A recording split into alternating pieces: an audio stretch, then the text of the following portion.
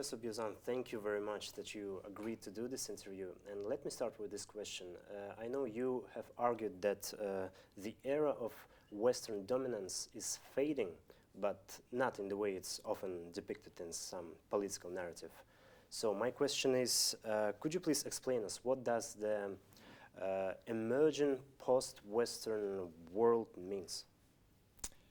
Well, it's a world in which wealth and power and cultural and political authority are becoming ever more widely distributed. Right? So we have lived for nearly 2 centuries in a world that was dominated by a handful of countries, mostly Western, plus Japan and Russia. Their domination was based on the fact that they were the group of countries that industrialized first in the 19th century. And if you look closely at what happened, I mean, after Japan in the later 19th century, nobody else industrialized. No major country succeeded in industrializing. And that meant that that first group of countries were rich and powerful beyond the imaginings of history.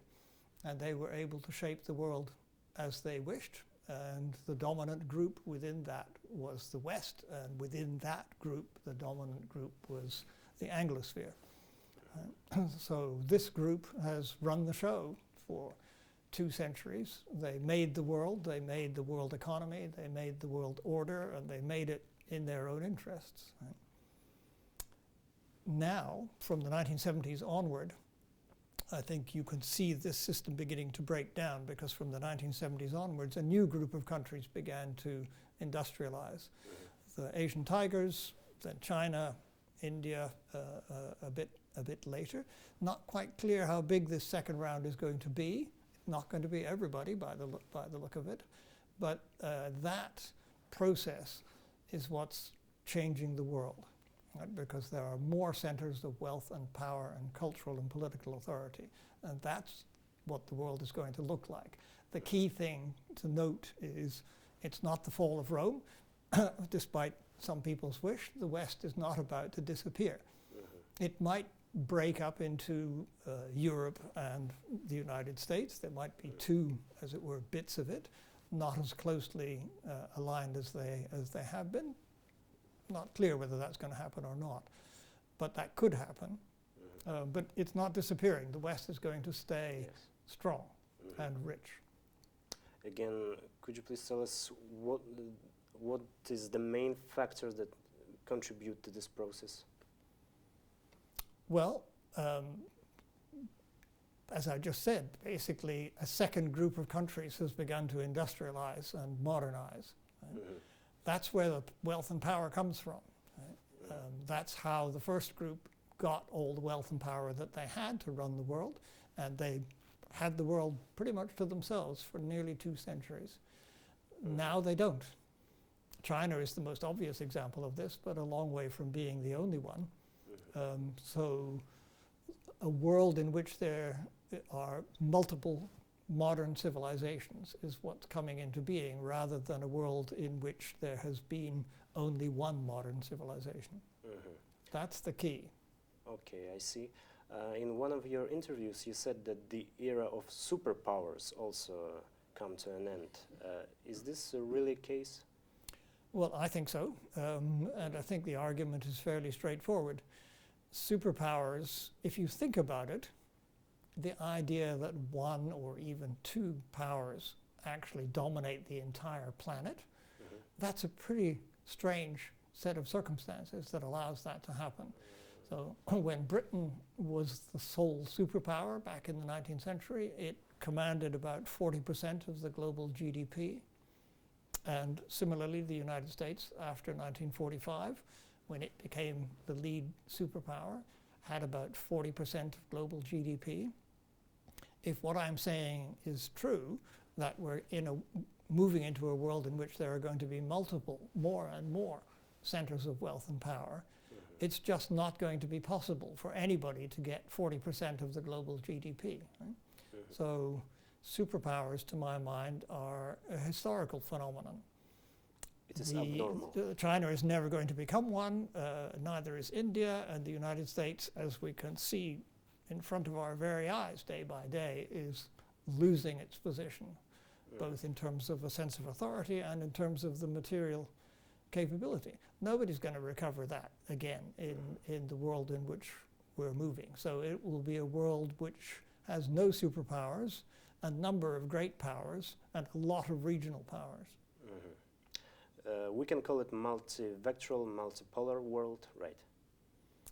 You can use that language, but you have to be extremely careful.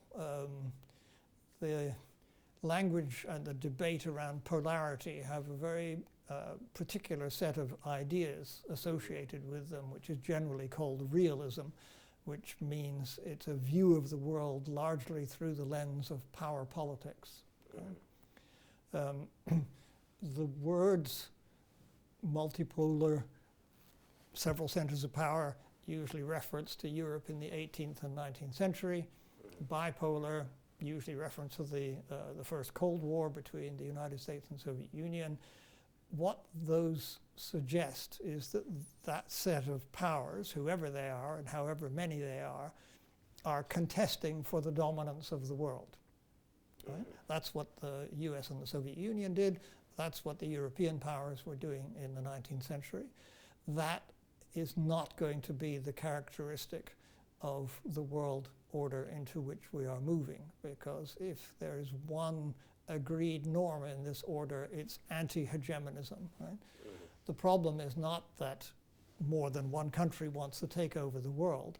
The problem is that nobody wants to take responsibility for managing the world order. The West is losing its legitimacy and its will to do so, and nobody else is picking that up. So the problem is not who's going to take over the world and how do we stop them. The problem is how do we manage the world order in a time of collective crisis. May I ask you, what features will shape the new global order? What features? Features? Yes. Well, I suppose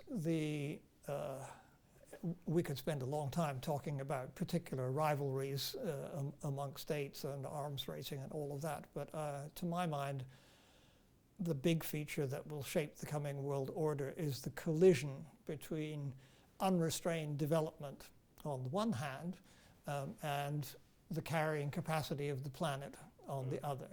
We are, as we sit here, heading into a quite substantial environmental crisis. The first feature of it is global warming, but it has other features as well. For the first time, our collective human activities have reached the limits of the planetary carrying capacity.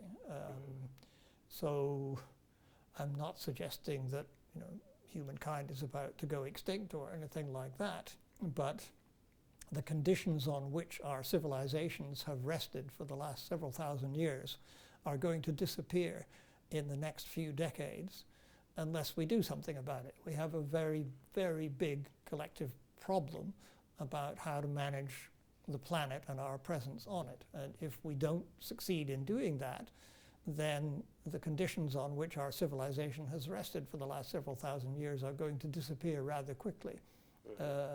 Quite what that world would look like, we could spend a lot of time spinning scenarios about that. But it wouldn't look anything like the world we're in now. Right? The sea level would be much higher, for example, so a lot of territory would disappear. A lot of places that are now suitable for agriculture would not be suitable for agriculture.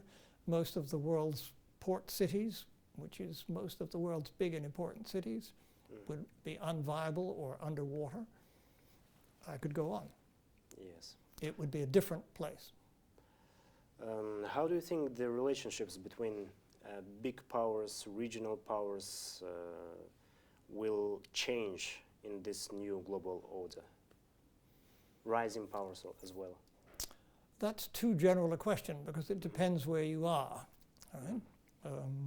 So if we're sitting here, then you've got a number of rather small powers sandwiched between one very big one, China, and one not so big one, but with an imperial past and, from the look of it, planning an imperial future. So that's one set of circumstances. If you go to Africa, there are no great powers in Africa, and there are no great powers in the Middle East. So there you've got all kinds of regional and smaller powers jostling around together, but with no particular input from great powers unless great powers from outside decide to intervene. If you go to North America, there's just one enormous power that dominates North America, and that doesn't look like it's going to change. So it rather depends where you are, what that interaction looks like. That's, in a sense, a book I wrote with Ole Wever a long time ago called Regions and Powers. Will take you on that world tour if that's what you want to do. I've got one last question. How do you think these global major organizations, for example, like United Nations, can it adapt to the new way of things, to this new order, or we have to reconsider the whole design of the way of this governance work? That's a very good question and a very important one. And the honest answer is I don't know. What I can tell you for absolute sure is that over the coming decades, that's going to be a rather central question in the world order, whatever the emerging world order is. The existing set of institutions was designed for what I call the Western world order, so designed by and for the West, by and large. And there's a lot of resentment against those organizations because of the distribution of influence and voting power and all of that within them. Things like the United Nations Security Council are very important in political and legal ways. But what are Britain and France doing sitting on the Security Council? That's ridiculous. So the Security Council is completely out of date and almost impossible to change, right? So the Chinese will veto India, and they will veto Japan, and other people will veto Germany, and the EU isn't quite properly a state, so how do you deal with that? I could go on. Yes. Right? And that's true. Most of the key institutions, not all, but most of the key institutions of that kind, of the intergovernmental organizations, to use the jargon, they are either in deep trouble already, like the WTO, which is hardly functioning, or they will get into deep trouble because it doesn't look as if there's going to be a political agreement as to how to revise them to take advantage of, or to take into account, the new distribution of wealth and power and political and cultural authority. Right? So there are lots of countries, China foremost amongst them, but also India, who want all of that to change, but there's no consensus about how it should be changed, and there's the beginning of a period of rival organizations. So the BRICS countries have set up their own banks and their own lending organizations and such like, and those are bargaining chips in the long negotiation ahead about whether we can reform the existing institutions to take account of the new distribution of wealth and power, or we have a long period of competing institutions that work against each other, or we get a new set of institutions and dump the old ones. Usually a new set of institutions only happens after there has been a world war. But for very good reasons, world wars have gone out of fashion, so we can't count on that. We're therefore in politically uncharted territory as to how you do that. I see. Professor Buzan, thank you very much that you agreed to do this interview, and just to have an opportunity to talk to you, it was an honor. Thank you. My pleasure. Thank you.